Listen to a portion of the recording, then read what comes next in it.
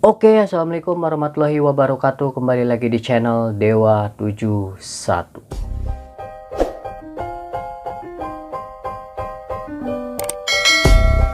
Halo sahabat semua, gimana kabar kalian? Mudah-mudahan kalian selalu diberikan kesehatan, selalu dalam lindungan Allah Subhanahu wa Ta'ala. Amin, amin ya Rabbal 'Alamin. Baik, terima kasih banyak yang sudah mendukung dan mensupport channel ini. Saya ucapkan banyak-banyak terima kasih.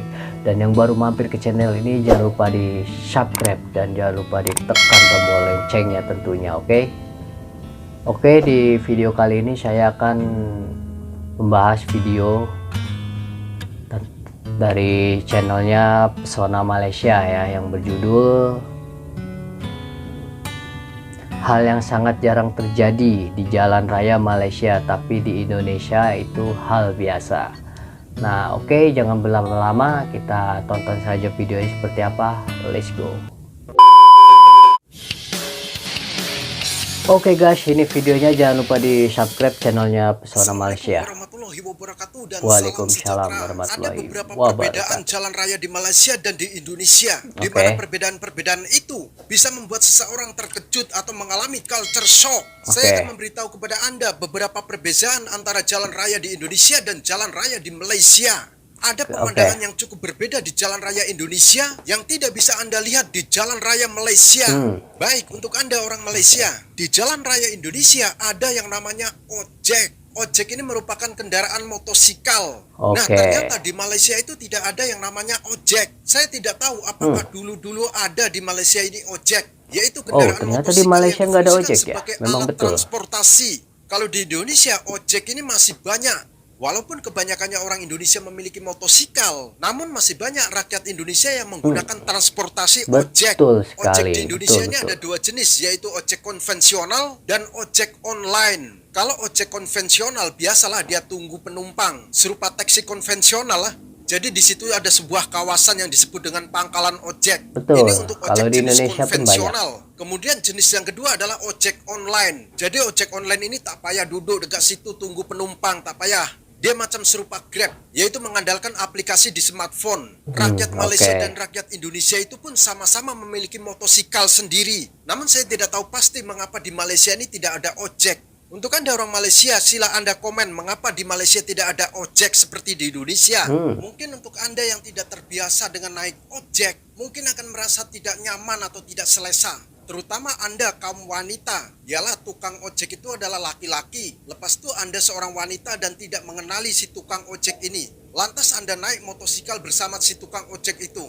Mungkin Anda merasa tidak nyaman atau tidak selesa. Ini berbeda dengan kita menaiki taksi. Karena jika kita menaiki taksi, antara driver dan penumpang itu ada jarak. Sedangkan jika kita naik motosikal, itu antara rider motosikal dengan penumpang tidak ada jarak. Jadi kemungkinan besar tubuh kita akan bersentuhan.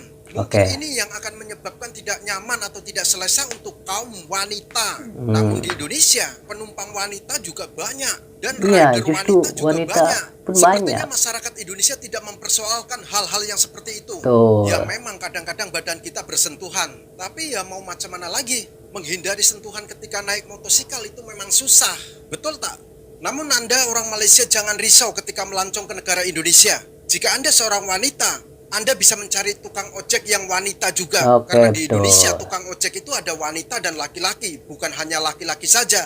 Dan jika Anda seorang laki-laki, Anda juga bisa mencari tukang ojek yang laki-laki. Atau jika Anda tidak ada masalah, Anda juga bisa menaiki ojek dengan tukang ojek wanita. Biasanya kalau tukang ojek wanita, moto itu ada pegangan tangan ya. Jadi Anda tidak memegang badan wanita tersebut.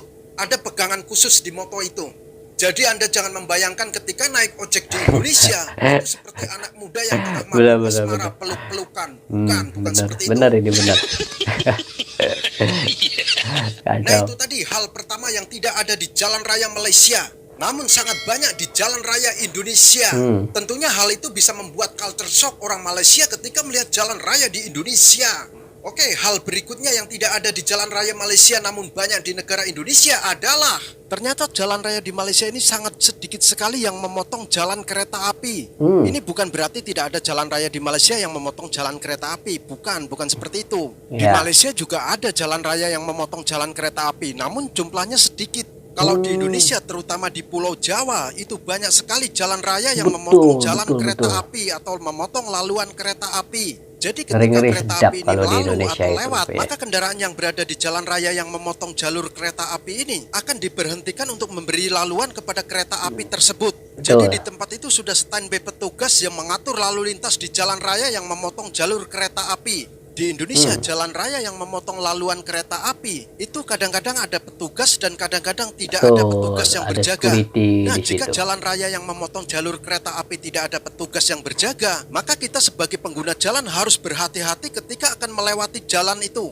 Karena kita tidak tahu kapan atau bila kereta api itu lalu. Dan kejadian kecelakaan atau kejadian kemalangan yang melibatkan kereta api dengan mobil itu sering terjadi di jalan raya yang tidak ada petugas yang standby di situ. Pertemuan antara jalan raya dengan jalan kereta api ini di Indonesia disebut dengan nama palang pintu. Jadi di palang pintu itu ada petugas yang berjaga. Jika palang pintu itu memiliki sistem otomatis, maka di palang pintu itu tidak diperlukan petugas. Namun di Indonesia masih banyak palang pintu yang belum otomatis. Jadi masih diperlukan petugas untuk berjaga di palang pintu. Itu untuk jalan-jalan raya yang besar. Namun kalau jalan-jalan kecil seperti jalan di kampung, itu ada beberapa palang pintu yang tidak ada petugas yang berjaga. Nah, jika tidak ada petugas yang berjaga di palang pintu, maka kita sebagai pengguna jalan raya yang akan melewati palang pintu tersebut harus berhati-hati. Jika perlu berhenti dulu, melihat kanan kiri adakah kereta api itu lalu atau tidak. Ini demi keselamatan kita, apalagi kalau jalan itu di tikungan atau di kona jalan. Sebab kita tidak bisa atau tidak boleh melihat keadaan di sekeliling kita.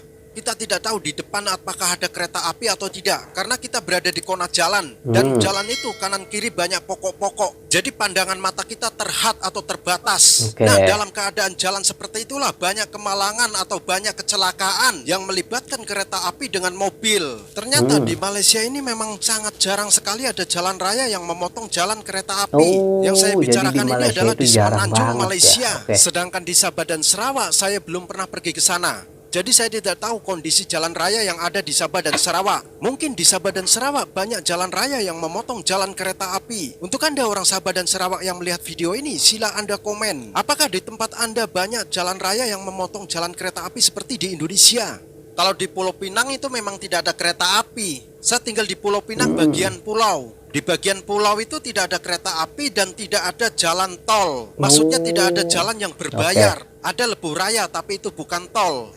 Tentunya hal itu bisa membuat culture shock orang Malaysia ketika melihat jalan raya di Indonesia. Hal berikutnya yang tidak ada di jalan raya Malaysia namun banyak di negara Indonesia adalah ternyata di Malaysia ini tidak ada yang namanya angkot atau angkutan kota. Jadi angkutan kota ini boleh membawa penumpang sekitar 12 orang. Dan jenis angkutan kota ini tempat duduknya bukan serupa bus ya. Kalau bus dia duduknya sendiri-sendirian. Kalau yang angkutan kota ini dia panjang tempat duduknya. Jadi saling berhadapan, penumpang satu dengan penumpang lain boleh berhadapan.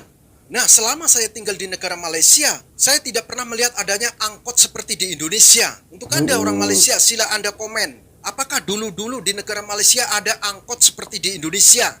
Untuk Anda orang Malaysia, jika Anda melancong ke negara Indonesia, Anda boleh menaiki angkot. Namun mungkin sebagian orang tidak selesa menaiki angkot karena tempat duduknya itu panjang. Antara penumpang satu dengan penumpang lain boleh berhadapan. Dan antara penumpang satu dengan penumpang lain itu hampir tidak ada jarak. Jadi badan saling bersentuhan. Sama seperti kita ketika menaiki motosikal berdua. Jadi tidak ada jarak, badan atau tubuh boleh bersentuhan.